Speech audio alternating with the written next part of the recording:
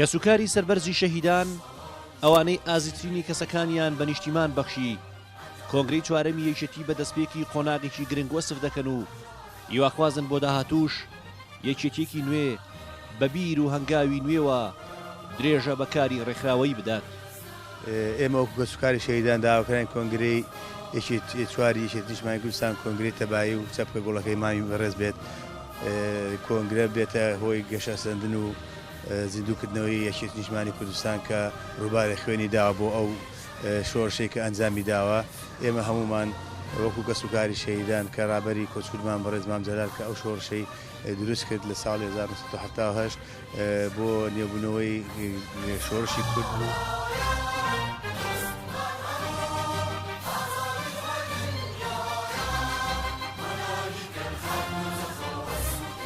یەکێتی کە زیاتر لە 20,000 شەهید ناسنامەکەیەتی حیزبی شەهیدان و کۆمەڵانی خەڵکی کوردستانە و لەو چوارچێوێشدا کە سوکاری شەهیدان بەشێکی هەرە گرنگ و پیرۆزی حیزبەکەن، ئەوان لووتکەی شانازی و مانەوەی یەکێتین.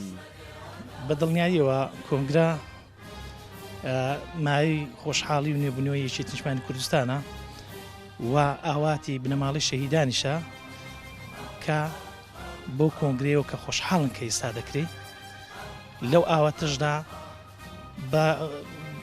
بە ئارامی و گەشە سەندنی یەکێتی نیشتیمانی کوردستان و ئارامیش بە ڕوحیمان دەبەخشیت. هیچ پارتێکی کوردستانی ئەوەندەی یەکێتی نیشتیمانی کوردستان سەرکردە و قارەمان و تێکۆشەری بە کوردستان نەبەخشیوە.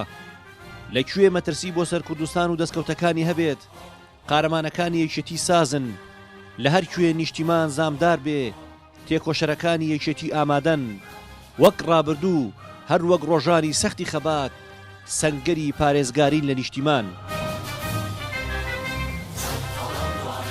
قارەمانەکانی یەکێتی گۆشکراوی بیری پیرۆزی کوردایەتی بوون، بۆ هەمیشەش ناسنامە و لووتکەی شانازی ناومێژووی پڕشنگداری نەتەوەیەکن کە ساڵەهایە قوربانی دەدات. بوونە ڕەسوڵ گەلی کوردستان.